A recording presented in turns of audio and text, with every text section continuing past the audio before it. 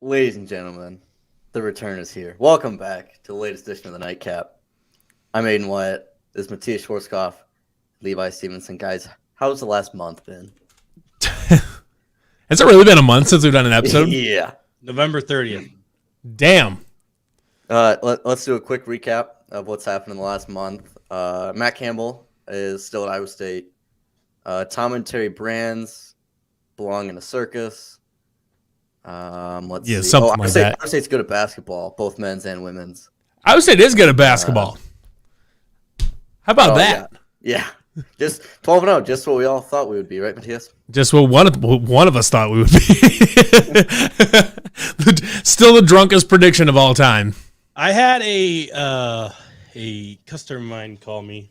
I don't know, it was Monday. He goes, "Did you write that before the season started or like after?" I'm like, "Nah, that was definitely before." Can vouch, it was preseason. Matthias has always kind of done that with his season previews, though, like predicting undefeated seasons and shit like that or whatever. And then, but damn it, if this blind squirrel didn't find a nut one of these times. Literally, it was so specific and spot on that Xavier never heard of her. Iowa didn't stand a chance. Both right. those things came to fruition. Kind of nailed it there. Yeah.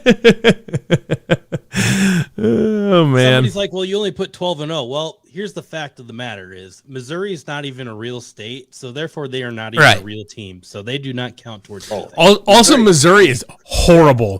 They're bad. Horrible. Also, fun fact: I also, in my prediction for the Big 12 slate, might have put undefeated as well, and put 16-0. And therefore, the reason for 16-0 instead of 18-0 is that Kansas State does not know how to farm. Therefore, they do not count as two games. Yeah, I mean they don't even put the right crop in the ground. So what are we even doing here?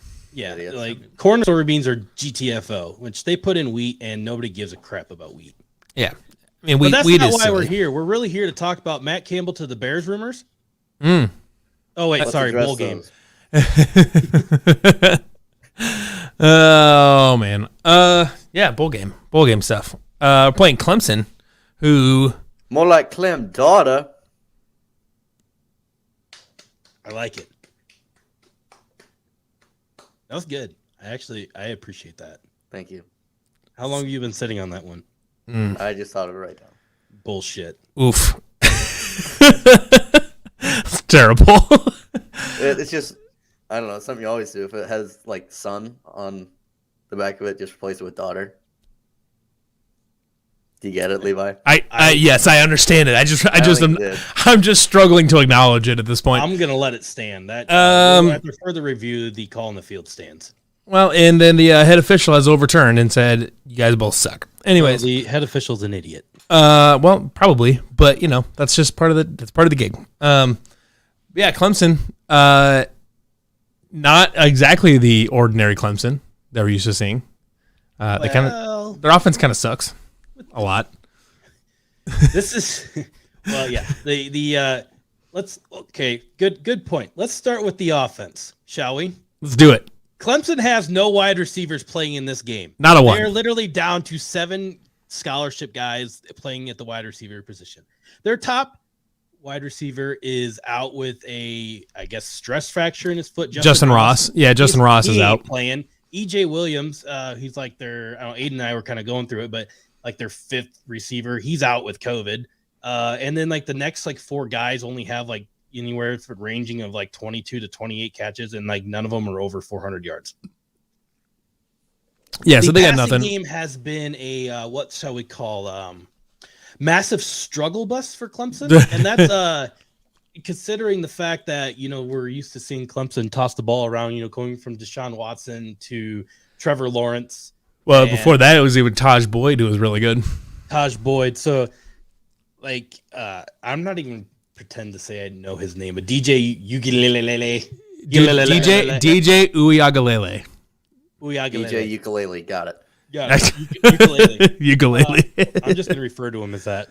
Yeah. Dude, like literally threw almost more touchdown passes in 2 games last year, covering for Trevor Lawrence while he's out with COVID, than he has this entire season. He's only at 9 touchdown passes this year. It's not ideal. And I know that they don't throw the ball deep at all. Like they don't even try anymore. They just stopped. And which is kind of funny because Iowa State has never really thrown the ball deep since Hakeem Butler left. So you have it's kind of funny how similar these two teams are in that neither of them really test the ball deep. They can run the ball, play good defense, and that's kind of what it is. And then you have a quarterback that it can be good and sometimes isn't great, but sometimes is really good. But sometimes it may be good, sometimes it's a shit. Yeah, basically. I guess I don't really see anything on the Clemson offense that gives me a lot of pause. That you're like, oh my gosh, what are we doing with this? Like we would against pretty much any other team. I don't see anybody on Clemson that gives me a lot of that keeps me up at night. It's really the other side of the ball because Clemson's really good defensively, like really, really good defensively. I know, Mattia, you tweeted some stats earlier. Oh yeah, so check this. This is where it gets really fun. So you know how like we've all seen it, where Iowa State, even with Breece Hall, Breece Hall's not playing this game, but right, even with one of the best running backs ever, against stout defensive lines or front sevens, if you will, Iowa State struggled to really get a run game going. And here we go again with Clemson's defense. They literally give up like 2 yards per rush, literally like the 7th best in the country, like only 100 yards total a game they allow on the ground. Yeah, it's freaking ridiculous. Their defense is crazy good. And the funny, I guess the good, it's not really funny, but like the good thing for like Dabo Swinney, like Clemson fans are pissed like they went 9-3, which is like they have a chance to go for a 10th win, the 10th straight year. Yeah. But that entire front of the defensive line are like sophomores. Right. There's one junior, and that's the defensive end, but the rest of them. That Brian Breesy, that's the junior? No, he's a sophomore. End. He's a sophomore. Yeah, so most of them are like sophomores, so they're all going to be like back next year, except for maybe one. And it's just ridiculous how like they're playing at this high of a level and being as young as they are. So that means like next year, Clemson, if the offense can improve for Clemson next year, they're going to be right back to where, 9 wins, they're like right on the cusp. If they would have had a few more games like the Syracuse game and maybe one other go kind of spin their way, but they'd be probably right in the playoff hunt again. And that's with a putrid offense. So the front seven is a major problem, and their linebackers are really good. One of the guys, I'm trying to think of his name here real quick. I even talked about it here in my game preview that I'm finishing up, but searching. James Skalski. It seems like they always have a linebacker that's got like a neck roll and a tattoo on his left arm, and this guy's like the same thing. It seems like he's been there forever, but the other guy just graduated last year too. But yeah, so there's him, and then another sophomore that's a linebacker, just complete studs, tackling machines, just do everything right. Nobody on that defense makes like a major mistake. Right. That entire defense is going to be back next year for Clemson, and they're top 10. Crazy. Right. Well, and part of it too, it's going to be an interesting kind of wrinkle to this is that they've, while Brent Venables was there, they were running a very, very similar scheme to what Iowa State is, to the point where Brent Venables learned a lot of their scheme from John Haycock. But Brent Venables is no longer there. So is it going to be a defense that Iowa State is familiar with that basically is modeled after their own defense? Or is it going to be the defensive coordinator trying to do something different and trying to kind of make a name for themselves? I don't, that's like a question that I have. Maybe readjust my camera here. I'm a little crooked. And that's kind of like, and you can say about the offensive, about the offensive side of the ball too, where they've lost their defensive and offensive coordinators now. Does it look like the Clemson team that there's film on this season, or is it something different? They do something totally different. That's like concern of mine, I guess. Here's the thing I was thinking about today. And I don't think the defense is going to be vastly different. Like what they are is what they are. I don't think they would go into a bowl game changing up a bunch of things from a top 10 defense. Right. Now, the offensive side of the ball, you got a new guy calling the plays. It's kind of like similar to where Iowa State was going into the game against Notre Dame, and Tommy Rees was calling his first ever game, and basically was just emptying a playbook and throwing anything that we really hadn't seen, and basically kind of essentially making a name for himself to be the next offense coordinator, because Notre Dame at that time hadn't hired Tommy Rees to be the full-time coordinator. Now, different this time where Clemson has hired their guy because they just promoted a feller. And, I mean, what are they going to toss? I mean, they can't be any worse than what they were passing the ball. The running game was average, so Right. I'm going to guess there's going to be some new wrinkles, just something to try to open up the playbook a little bit because they're going to have to. Because Iowa State's defense is good enough to stop what Clemson has. Right.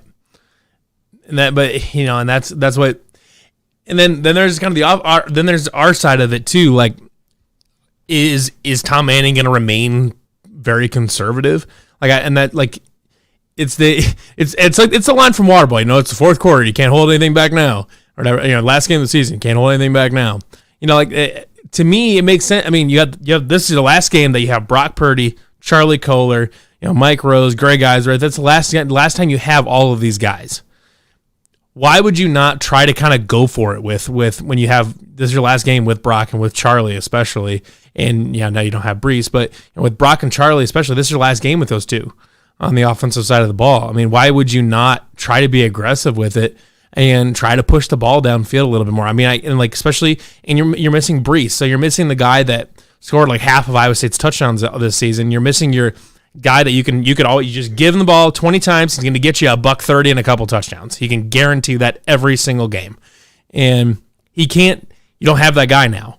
You have Jarrell Brock, who I think we all agree is a very talented guy. I think he's going to be good. I really do. I think he's going to be good. He's going to be Brees Hall good. I don't know, but I think he's going to be good. And I think next season, I think he's got a chance to have a really, really big year. But this is his first game starting, and that are they going to be willing to lean on him 25 carries like they would Brees? I would guess probably not, but maybe.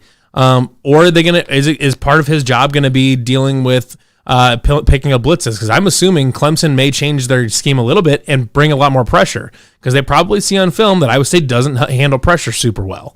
One thing about Jarrell though is I think he might be a better. Jarrell is an out. That was kind of where I was going with this because Jarrell is an outstanding pass blocker as a running back. He is a very very good pass blocker as a running back, and that's why they would bring him in on third downs a lot to be a pass blocker. So, is that going to be his primary role? They say, you know what, we've got the best pass blocking back on the team left. We'll give him 15 carries and see what he can do. Otherwise, it's going to be throw, and it's going to be the Oklahoma State game, the 2019 Oklahoma State game all over again. That is a fear. It's both a point of fear and excitement for me because I think they have the guys on the team to push the ball down the field a little bit more. Will they? I don't know. I don't really know what the offense looks like this game because you don't have your guy that allowed you don't have that running back that allowed you to be super conservative and just run the ball all season because now you don't have Brees Hall. But all season we haven't seen them really push it downfield very much. Are they going to try something new against one of the best defenses in college football? I that's where I'm conflicted here. It's like I don't mean to me. It's like to me it can be a boom or a bust type of day. Like it could be we could see him. We could see them tread water all day and put up maybe 10 points or 10, 17 points or whatever, and we hope for the best. Or they do something different, and it catches Clemson off guard, and they can put 30 points on the board. I don't know. I don't have a feel for what this Iowa State offense is going to look like. I have no clue. Unfortunately, I don't think either team is going to put up 30 points. I don't think so either. The over-under was 44 when I checked it this morning. It's gone down 2 points already. So 42-point over-under. I mean, they're literally predicting right now that would put it at a 40. They would put it at a 22-20 game based on the spread and the over/under. The under to that. You think you take the under 42? Mm-hmm. You guys are nerds. It's going over. Nope. 42 is pretty low. I don't know. I don't know. I think I would be tempted to take the over because I think you're going to see it to turn into a war of attrition with field position game. Because, this could become a field position game pretty quick. I would agree. And I really don't foresee Iowa State being able to run the ball really that effectively. I don't either. Sort of like what we were saying, something different, something creative in the run game, whether it's like a jet sweeps with Jalen Noel or whatever it may be. But I think Jarrell Brock is gonna get his few good carries and things might look okay. But we have seen this Iowa State offense from time to time, actually a lot of times, basically trying to ram the ball inside where nothing's happening. And our weakest point of blocking attack has been inside between the center and the guards, and we get blown up every time. And Clemson is very strong across the whole front, from defensive end to defensive end, at stopping the run, where, I don't think our tackles are quite the strongest at run blocking either. So you need to basically stretch the field out in the run game if you have to. So it's going to have to be getting outside. I don't know if Jairell Brock has the best vision out of, with compared to Breece Hall, but that's where you get like a jet sweep or whatever to kind of stretch that out. But then my point of thinking has been all week is it's almost like the last stand of Brock Purdy and Charlie Kolar and Chase Allen. Right. Them two are obviously, Clemson's linebackers are very good at covering. They're very good at stopping the run. But you also have an All-American tight end that is essentially supposed to be a difference maker and creating mismatches against pretty much anybody, whether they are freaking Mike Ditka or whatever Dick Buck is at middle linebacker. I don't care. You're still going to use your All-American tight end to create those mismatches. Right. And so I'm thinking we are going to get a heavy dose of Brock Purdy to Charlie Kolar all day long and hope for the best at that point in time. Him and Xavier end up with 10 catches each, at least. I think Xavier and Charlie both end up with double-digit catches. I would definitely hit for Charlie Kolar to hit double digits. I don't know if the outside pass game is going to be the strongest. Not necessarily outside, but they can hit him on drag routes and shit like that. True.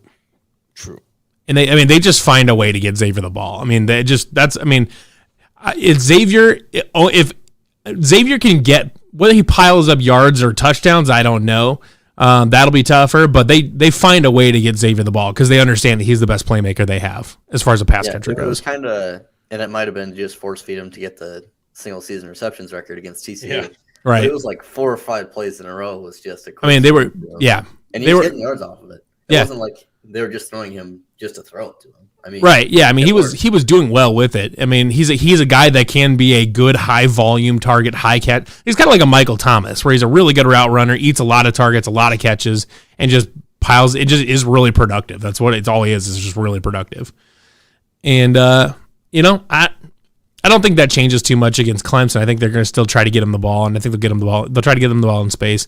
What does Jalen Knowles' workload look like? I don't know. And then to me, I need to see a third receiver.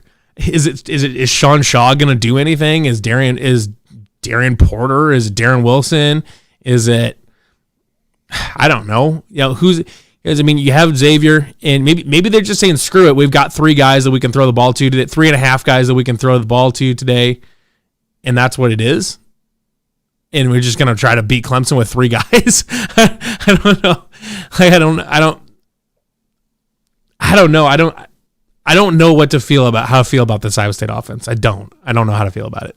I think we're gonna get like the glimpse of the future of Iowa State in this game a little bit. With the departures that we had, both offense or defensively for one, and then a little bit offensively. With Tariq Milton leaving, Jalen Noel's his workload will probably go up, but I really do think.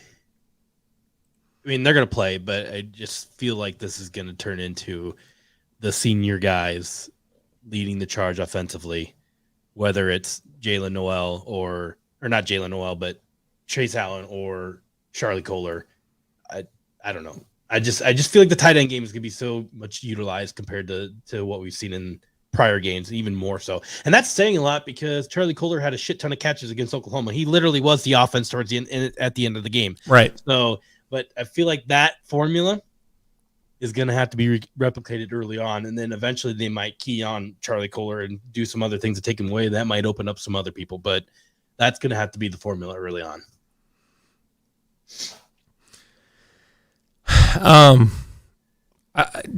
To me, I guess, I see the Iowa State defense versus the Clemson offense as Clemson's going to get somewhere between 17 and 24 points. And that's just what it's going to be. To me, the entire game then comes down to what does the offense look like?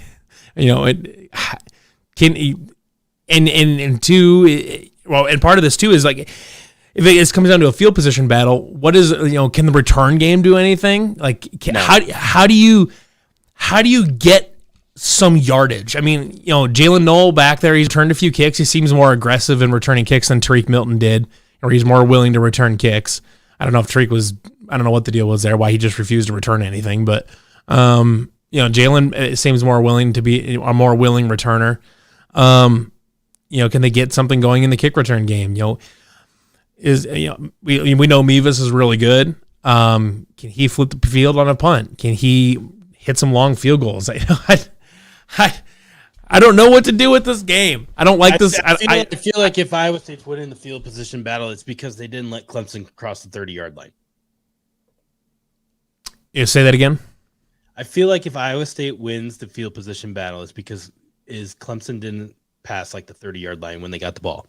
Obviously, the odds of that happening are very slim. They're going to pass the 30 yards at some point, but keeping them on their side of the field rather than getting into Iowa State territory and then having to punt and then pinning Iowa State at the 5 or whatever it may be. If Iowa State's hanging around starting field position at the 35 or greater a lot of this game, they're going to be sitting pretty good where they can get maybe 3 points here, 3 points there, a touchdown randomly, whatever it may be, because Iowa State's not going to score 30 points against this Clemson defense. So no matter if you get inside Clemson territory, how you convert, it's any point matters because the Iowa State defense is good enough to hold Clemson at bay enough, but you have to be good enough offensively to beat a really, really good Clemson defense. So, where we would like to convert 3 points into touchdowns rather than kicking a field goal, at this point in time, you kind of have to take a win and get the 3 points rather than just hoping for that touchdown, because it might come down to that, because I think points are going to be just that much limited that you have to take them as you can get them. Jordan brings up a good point. Do we get to see an Andrew Mevis fake punt? Probably not. I don't think they're. I can't see it. I don't. Yeah. I think it's it was a one and done. It's gone. It's been tossed out. I would agree, or something. Yeah, I don't. That seems like a one-off thing. I mean, they've been so conservative on special teams forever. I don't see them trying to bust it out against Clemson. But they did that thing last year against Oregon. They did that little pooch kick thing or whatever against Oregon. So maybe they will. I don't know. Well, the problem is when your special teams coach is Patrick Swayze and non-existent. Okay, so this is really do things like that. This is a question from Mark. Do you not think we might see the type of game plan we saw against Oregon last year to slow and eat the clock? Something completely different than we normally expect the unexpected. No, a couple of things there. One, we don't have Breece Hall. They did last year. That's not a vote of no confidence for Jarrell Brock. Again, like I said, we all think he's going to be very good. But Clemson's run defense is much better than Oregon's was last year, much better. And we don't have the best running back in Iowa State history. That's two things working against a chew the clock game. Troy Davis has nothing to do with this, Levi. Jarrell Brock is a power back. So if there's someone that's equipped, if there's a backup running back on the roster that is equipped to get into a chew clock, and do just a ground and pound type of game, it probably is Jarrell, because that's his type of game. But this is a fair comment based on my commentary. Do you believe in winning this game? I honestly don't mean to sound like a huge Debbie Downer, because I do think that Iowa State is has a very solid chance of pulling this thing out. But I have concerns. I'll take that question from Mark though, real quick, just to kind of spin it in a different direction than what you were. But so I think the formula for the Oregon game was just that, obviously, but I think there was a lot more legitimate concerns for the Oregon offense to put up points than there is for the Clemson offense.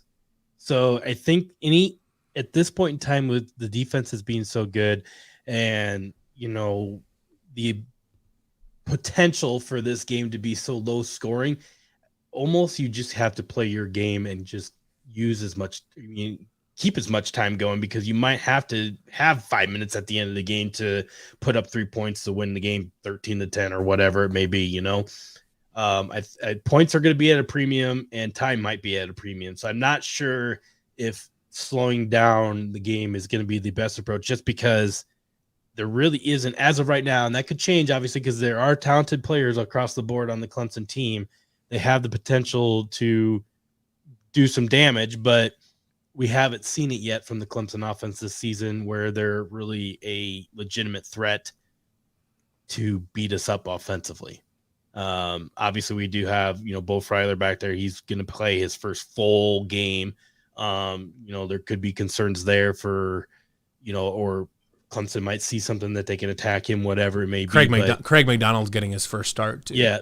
So, I mean, there is probably some potential, and Iowa State's secondary has had their struggles, but I don't think Clemson possesses the firepower just right now to do a whole lot of damage in the passing game and score quickly, where you need to slow down the game in that regard. So I don't envision a world where we're going to be doing the slowdown game like we did against Oregon. And maybe they come out doing that, but I feel like that's going to change pretty quickly. Great question here from Ben. Love that question. What do you think Dabo and Campbell were talking about on the roller coaster? So there was a picture that that showed up on social media. I don't know if maybe Aiden can find it, but it was so the other day Dabo and Campbell were clearly following each other around all over Disney World or wherever they were, Universal Studios or wherever they were. At either of those, and they were sitting. They like to the point where they were sitting next to each other on a roller coaster. But you could tell though that these are football dudes because they're sitting on a roller coaster, and Dabo is very clearly explaining something to Campbell while they're sitting on the roller coaster waiting for it to take off. It's a wild picture. They probably were just complaining about how much college football has changed, and they're pissed off about it because that's what it seems like. Honestly, bitching about the entire time. It wouldn't shock me if that is what they were talking about, the transfer portal and all this nonsense going on with that. It wouldn't shock me at all if that is what they were talking about. Campbell made the comment today during the press conference that they had kind of had their conversations about how the world of college football has changed. So, then yeah, so yeah, that's. I would be willing to bet that's what they were talking about. Not saying that happened yesterday or whatever it was. Sure, I believe they talk a little bit more than what we know, but I think it seems like the visits that they've done in the past. It seems like they're kind of friends outside of football. It seems like they probably do talk to each other once in a while. Yeah. But yeah, it seems like they probably would have discussed that at some point. I don't know. That's yeah, an interesting question. to be a fly on that roller coaster. Here, I got the picture pulled up finally. Oh, we got the picture?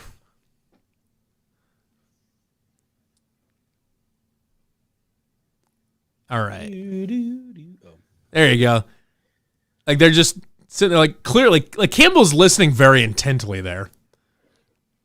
And Dabo is clearly explaining something. I would have very much liked to hear what was going on in that conversation. This is where Dabo is saying, I had Ohio State right here, and then Justin Fields happened last night. Yeah. Yep. Friend of the program, Corey Morrissey says, white cheddar versus regular Cheez-It. Corey. It's tad tangent. I'm actually not a big Cheez-It guy. I would never pay money for Cheez-Its. If they're in a mix or something like that, I'll eat them, but I would never pay money for a box of Cheez-Its. I'd probably eat Cheez-Its before prime rib. See, that doesn't make any sense to me. It makes a whole lot of sense to me. Yeah, I mean, talk about getting people fired up on Twitter. That's because it's a weird take. It's not necessarily a bad take, but it's a weird one. My hill, and I'm dying on it. Is there any hill that any of us wouldn't die on? That's kind of part of our deal now. Is we make takes and we find hills to die on, and it is what it is. I really, at the end of the day, I really do not care about prime rib at all. So I don't care if people eat it. I don't care if I have it. I don't care if I do eat it. I am not going to go into my life. If I don't have prime rib between now and the end of my life, I will not care. That's fair. I don't know. I like prime rib, especially when they put sauteed mushrooms and onions on top. Yes, please. It's delicious. Back to the Dabo. Back to Dabo Matt Campbell. Maybe they're talking about prime rib. Who knows? Someone said, Dabo, So they have Bijan Robinson, all that money, and they still go and lose to Kansas. Campbell, tale as old as time. Your boy Matt Campbell said we were talking about NFTs. I think it was funny though, because in the press conference today, Dabo was wearing a full orange tracksuit. Did you guys see that thing? It was hideous. Looked like he came straight out of Dumb and Dumber. Well, see, yeah, Dumb and Dumber prom. So you know how Matt Campbell loves black. Yeah. And people call him Johnny Cash or whatever for how much black he wears. Right. Dabo is basically that, but orange. He's orange, yeah. He wears a ton of orange. They do the orange britches. That's what he calls them. Orange pants for big games. So I have to imagine that they'll probably wear them for the game tomorrow, but I don't know if they're that important to him. Yeah, I don't know. But that's just kind of like been their thing. I guess the color of Dabo's pants tomorrow will tell us a lot about what they think about Iowa State as a football program. Yeah. If he's wearing like blue jeans or something like that. All right, let's change up the game preview things to watch. Dabo's pants. Oh man. Yeah, just look at this thing. This big ugly orange tracksuit. Look at that. It does kind of look like that. If anybody's a New Girl fan or whatever, it kind of looks like Nick's not gonna have sex tonight suit. Also looks like the attire used by the people picking up garbage on the side of the road. Or inmates. Inmates is probably the better term for it, but I was trying to be, respectful, whatever. But yeah, yeah, that's a horrific jumpsuit. I'm not sure why we decided to bring back tracksuits, but I guess we're doing it. His doesn't even have like Campbell's has a hood on it at least. I will wear Campbell's. Dabo's is just a leisure Dabo's. His isn't even basically just like a jacket that he threw on some sweatpants. Yeah. No, I mean, like, I'm still not convinced he owns anything. He owns anything that isn't black, but that was like pretty clearly. He bought it in a set. Yeah. I mean, Campbell owns a bunch of black and one ill-fitting tan suit somewhere or whatever that he wore during his introductory press conference. I think he wore a blue suit maybe to one of the Big 12 media days. Other than that, it's just black. That's all it is. He's got a gray hat that's all stained up and all that. I think I saw him wear a red polo maybe like 2 years ago. But that's about it. He might have wore red once. I don't know. Ben, to answer your question here, you saw the future Hunter Deckers in that drive against Oklahoma. The only way Brock Purdy comes out of this game tomorrow is that his arm is broken or he's dead. Yeah. Brock Purdy's not coming out of that game tomorrow. Because if we get to the point where there's enough garbage time where Hunter Deckers is getting playing time, either something has gone horribly wrong or we're all getting happy drunk. Because we're just destroying. Be there. At Buzzer Billy's, yeah. But yeah, I'm in agreement with Matthias. I don't think we see Hunter Deckers. This is like the portion of the time where the captain goes down with the ship. It's whether it's good or bad. If the ship is sinking, Brock Purdy's going down with it. You know what though? You know what we did see, what we didn't see, but did happen these last few weeks. Hunter Deckers getting a lot of first team reps in ball practices. Because that's what bowl practices commonly get used for. They're not. I mean, some of them are used to game plan for the opponent, but you get 3 weeks of bowl practices, and a lot of the times those are used to get young guys reps. That's getting like Eon. That's getting Jarrell Brock a ton of first team reps. That's getting Eli Sanders and Deion Silas reps. That's getting Hunter Deckers lots of reps. That's getting Kendall Jackson and Craig McDonald and Jordan Morgan and Cole Peterson and Blake Peterson. That's getting those guys a lot more first team reps for the guys that that we're going to see going forward. So that's where the big thing that the benefit with Hunter Deckers of the last few weeks is him getting to take probably get a lot of first team snaps in the bowl game and all these bowl practices. And I think that's an awesome thing going forward that will help his development quite a bit. Indeed. And it's actually something that Brock Purdy didn't have the luxury of his bowl practices because he wasn't on the team in 2017, and he didn't. I think he even showed up. He wasn't even an early enrollee. I don't think he was a summer enrollee. Just showed up in camp and just kind of showed up and did his thing back in 2018. Hunter Dekkers is getting a lot more time to work to sit and kind of learn under Brock, and I think that's awesome for his development. Can't be anything but better. I think to Jordan, your question here, one of the weaknesses for Brock Purdy going from college to the NFL is going to be his arm strength. Yeah, and I'm not sure. I don't know if you mean like if they might try to focus on his weaknesses in order to get more film, like in this game, but like I don't think arm strength is going to be corrected in 3 weeks' time. So no, I mean I think he's got the intangibles to be a good NFL quarterback, but the arm strength is a big problem. It's a concern. When you got like guys like Patrick Mahomes falling down to the ground and checking at 80 yards still. So, all right. To be fair though, Brock did make an identical play to that against Oklahoma, where he made a throw while entirely horizontal to the ground. Yeah, he definitely did that. 10 yards, and Mahomes does it like 60. Also, Brock just threw it to get rid of it. It was right, and Mahomes nearly completed it to Travis Kelce. Right. but I mean, like. Yeah, I mean, I think what Brock is what he is at this point. Like, I don't think there's nothing unknown about Brock. I think in some NFL teams may view him largely as kind of a half-finished product, basically. Or whatever, saying like his skills, his physical abilities are what they are. We know what they are. Some of them are really good. Some of them are need some work. And his intangibles are his intangibles. He's always going to continue to learn and get smarter and all that. The intangibles can continue to improve, but as far as physically, how much can Brock Purdy actually evolve? I don't know. And how much can he actually do it in 3 weeks of a bowl game? Probably not very much. There are a lot worse NFL backup quarterbacks than what he will be. So to me, I see him being a lot like a Chase Daniel. That is a backup forever. Starts some games, is a good, solid backup quarterback for a long time. Except Chase Daniel's made a lot of money. Chase Daniel's made a lot of money backing up some. Yeah. I mean, he's played a long time, made a lot of money playing backup quarterback or whatever, and he's like, he's played some games for the Saints, he's played some game for the Bears or whatever. I don't know who he's playing for now, or if he is still playing. Chargers.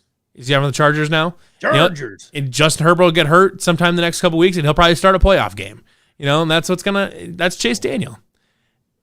And I love Justin Herbert; he's cool, but if you're playing in front of Chase Daniel, someone gets hurt. It's like Tanya Harding. I don't know. Maybe that's what's happening. Chase Daniels has done it. Chase Daniels is Tanya Harding his way all the way through an NFL career. Chase Daniels ruined Mitchell. Makes you ask. In the Aiden. People are asking questions. Yes, he ruined Mitch. Our dearly beloved. Your dearly beloved. Yeah, your dearly beloved. Our dearly beloved. We're the number 1 Mitch Trubisky podcast. All right, how do I end this show? I'm done.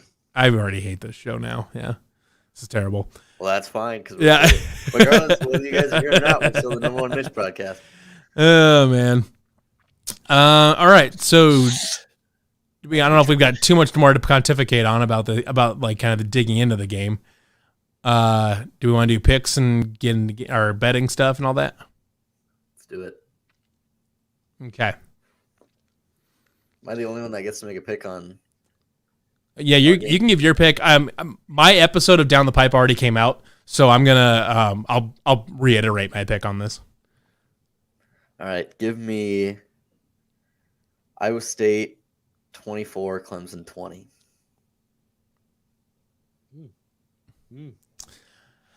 I picked Iowa State 24-21 over Clemson, so pretty good. I picked 24-21 Iowa State on a 56-yard Mevis field goal at the end. I think this game is going to see Brock Purdy throwing the ball probably north of 50 times, or north of 40 for sure, maybe north of 50. I think they're going to really try to throw the ball because they know, especially if the defense is playing well against Clemson. I think they're going to feel like they can probably I think they're going to feel like they need to push the ball further down the field to really get some consistent ball, to consistently move the ball against Clemson. So I think they're going to connect on a couple deep passes, maybe hit Xavier for a long slant like we saw against Oklahoma or something like that. Clemson's defense is going to give problems against that by dialing up lots of pressure and stuff like that. If Tom Manning is smart and drops a running back screen over there to Jarrell Brock, he's plenty talented, and the receivers are good enough at blocking that they can do some damage on that kind of stuff. I'm actually going to say this game almost entirely comes down to Tom Manning and how he calls his game. Take that for how you want. If you're a Tom Manning fan, you're going to think that's really good news. If you're not, I'm sorry. But this game is going to come down to Tom Manning and how he calls this game against Clemson. If he continues to try to just run and just try until it works, or if he's going to get creative and try to do something different against the best defense that they've played all year. 24-21 Iowa State.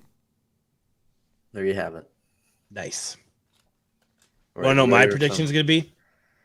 Oh, God. Yeah, Pain. Let's hear it. He's going to accidentally predict a 70-point win or something like that. Yeah. He's gonna fall ass backwards into getting this right. Here's the deal.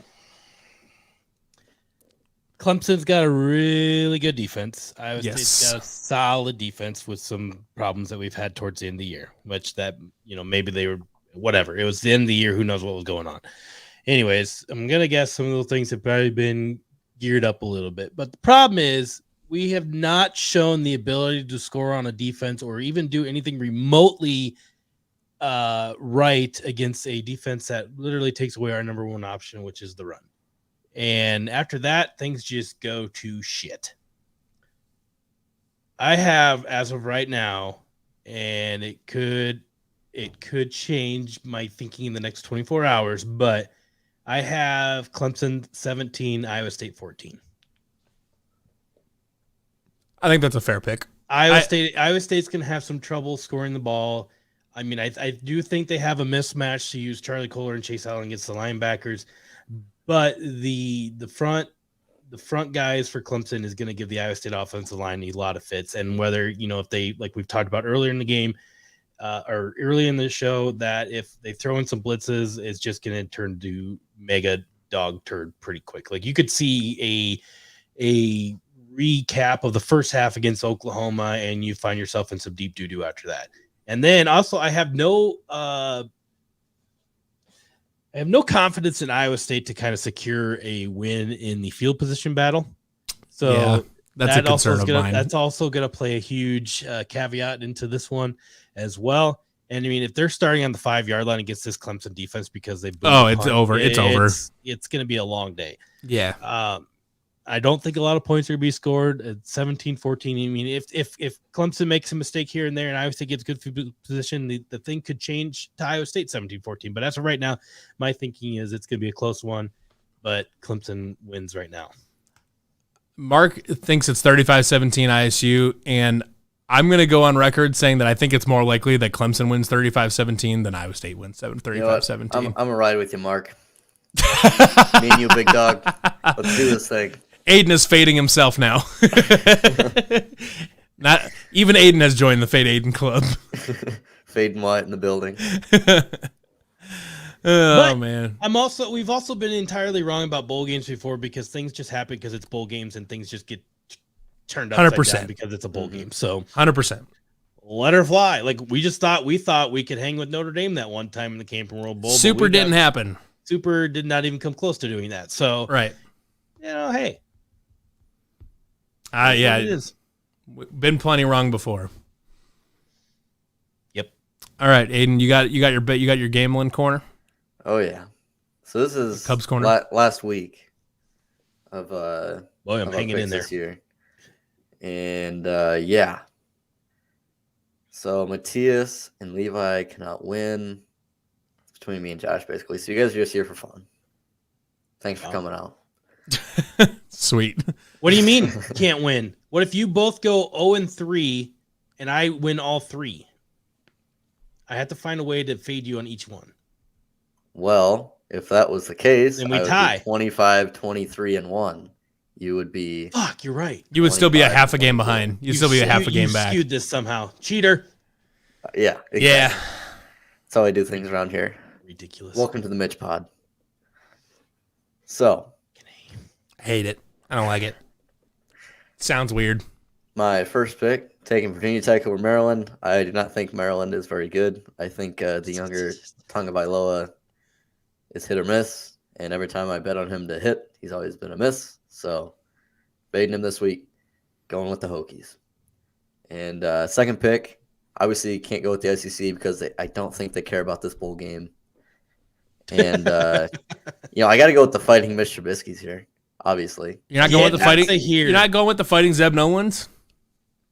No, they don't care. He said that. Yeah, the SEC doesn't care about that one. Did you listen? I guess. In fact, they care so little about this game against Texas Tech. Spencer Rattler cares. It's 27-7. Mississippi State stinks. Texas Tech is winning 27-7. Yeah, and obviously we all knew that because Texas Tech is one of the best teams in the country, as we all know. Yeah. So experts like us saw this coming. Right. And anyway, for my last pick, this was the highest over-under I could find this bowl season, so I had to take it. It is the Rose Bowl between Utah and Ohio State, over 65.5. I'll have you know that we have been made, let it be known vividly clear that we are not experts via Twitter. Haven't you read that? Yes. Yes. I don't care. Twitter is not a real police. I would hammer the shit out of that over. I would. That seems like a really low over for that game. I kind of agree, and it's the highest one in the remaining bowl season. I think they both hit the 40s. I don't. Not so fast, my friend. Chris Olave is out. The Williams guy is out. Under. Don't care. Over. Don't care. Also, so you're taking South Carolina? You taking South Carolina on the money line? Wait. How did you take a money line on minus 330? Cheater. We set the limit at was it 200 or 250? I thought it was 350. No. It was like 250. Find a different pick right now. Nope. Take North Carolina on the money line, or not on the money line. I'll take them on the spread. Coward. Spread. I don't know what the spread is, but take them, you coward. Do it. Spread is Do it, Wiener. 9. 9. Take them. Yeah, Take do it. There you go. Do it, you coward. Do it, you coward. You're so confident in Mitch Trubisky you would do this. Yeah, limit was 250 per Jordan, who's keeping track. Okay, so that changes to 9.5. So you're taking the over? So you're taking North Carolina on the points? To cover, yeah. Oof. We pitted him into Mitch Trubisky is gonna fumble this one away again. I doubt it. Terrible. He's in shambles right now. Look at him. The fear. Absolute shambles. He's Josh. He just Josh creeping up right now. Josh is gonna take that. He's gonna take that night. Just drunk on a beach right now, and he's inside your head. Absolutely. Who? Josh is 3 sheets to the win, and Who? he's just, yeah. Who? The guy that's gonna fade you 9.5 points on South Carolina, and gonna win this thing. Well, then we'd be tied. I just need to go 2-1. Actively rooting against you on this. Thank you very little. Are you We're going to pick supportive any other bunch. games? Pick your mom. You want us to pick the games? I thought we were doing just you. I'll pick the games. Yeah, you told us that. You told us that we I'll take couldn't win, Virginia so Tech. I'll take Virginia Tech, South Carolina on the points, and I'll take the over on Ohio State, Utah. Great picks. But who'd you take again? Oh, it doesn't matter. Anyways, I'll do Virginia Tech as well. Give me the Cox and the under. Big cock guy. Does not surprise me. Yep, big cock guy. I could go either way. I could go 2 different ways there, and don't really want to delve into either one. Let's just keep on moving. Why you don't make this interesting podcast? Nope. We're gonna shut this thing down. Who doesn't like chickens? Okay, so it could go a few different ways. All right. Let's. Do we got anything else to talk about this? We got games to play. Also, did you know that the most I don't have any trivia. I don't have any trivia ready for you this week. Do you know the most superior school in South Carolina is in fact South Carolina? And not Clemson? Match lit. I heard Clemson is weird and they have Dumb uniforms. Yeah, who wears purple when their school color is orange? Who? Okay. How dare they? They're wearing orange to the Cheez-It Bowl. Come on. How tacky is that? How tacky, guys. That's so tacky. Orange to the Cheez-It Bowl is the tackiest shit I've seen in a while. Like, come on. You might as well come dressed as a Cheez-It. Right. Yeah, you might as well, honestly. I mean, Dabo did. He did. Yeah, he did. He did do that. But could he be interpreted as a Cheeto? And then there's conflict there. That's another case of worms. Oh, was there ever a Cheeto bowl? Queso? How about a can of worms? A case of worms? All right. I don't know. I just said the first thing that came to mind. The hell's a case of worms?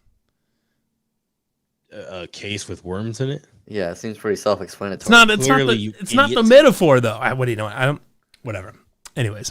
But you can open a can of worms. You can open a case of worms. Does it really matter? You're opening up some form of worms. The jar of worms is open. The container of worms has been opened. All right. I don't have any trivia ready for you this week, so we'll do it on the next episode. Sounds like in another month? Yeah. Well, we should. Well, because next week we're gonna have a Baylor game to talk about. We'll have some conference basketball game to talk about too. So maybe at this rate they're canceling everything. Well, that's true. Ideally not, because I have tickets to go to the Baylor game, so I would prefer to go to that. Nothing is dumber, and I know many people won't understand this unless you're a student. But so it wasn't included in our all-season sports pass, right? Right. Which I think we also didn't know we were going to be 12-0. To be fair, right? To be fair, so I go to buy a ticket at the ticket office, right? They're sold out. So I go to Facebook. I go through 10 people, 10, that try to sell me their ticket only to find out that they didn't actually have a ticket. It was the most annoying thing in the world. So did you end up finding a ticket? Did you find a ticket? Yeah. I did, yeah. Okay. Where? I got one on Facebook. I think so. My first post was looking for a ticket to the Baylor game. My second post was, let me find it real quick. You remember it was a couple years. It's been a little bit, but we played Kansas like the first weekend of January, and they saved it somehow. But they opened up a section for students and brought students in just for that game. Yeah. Why couldn't they have done that this time around? I don't know. But anyway, my second Facebook post was still looking for a ticket to the Baylor game. We'll pay anything and we'll reveal Cyclone Larry's identity if you sell me your ticket. Someone take advantage of me. My first post, I just said I need a ticket. I got one response in about a day. That got about 8 responses. You really upped the ante on that second one. Yeah. Oh man. All right. Well, now that I know that I'll get people to respond by threatening to reveal Cyclone Larry's identity. Threatening to dox Cyclone Larry, yeah. I might have to do that. It's a good way. It's a good leverage, honestly. Worked for me. There you go. All right. Are you ready to wrap her up for this week? Suppose we should invite everyone to come down to Buzzer Billy's tomorrow. We should. Yes, we should. Tomorrow night at Buzzer Billy's in Des Moines, right down there by Wells Fargo Arena, we're hosting a game watch with Cyclone Fanatics, so definitely come on out if you can. I know some people do have to work, but I was lucky I don't have to. But, if you can, definitely come out and hang out at Buzzer Billy's. I think we've got quite a few guys going down there. I know Larry's down in Orlando. I don't know I think he might be the only one of us is down there. But I know a good chunk of a wide right people will be there.